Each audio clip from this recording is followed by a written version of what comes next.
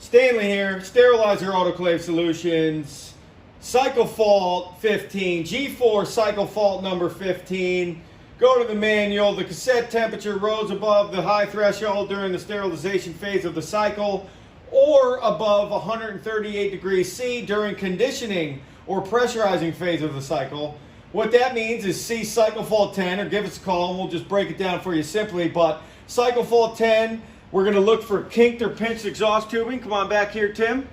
Boombastic right there. See the kink or pinch? That's bad, right? We don't want it happen there. We don't have it anywhere along the line. We don't want it to happen here at the bottle either. So observe that. The next thing, you're going to go to the solenoid. You're going to listen for that click, loud, firm click. Usually if it's clicking nice and solid like that, it means there's nothing in it. That won't be the problem.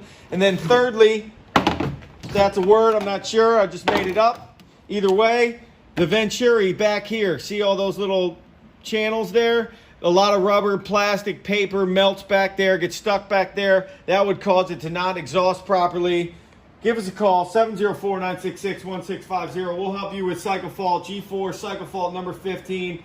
Over now.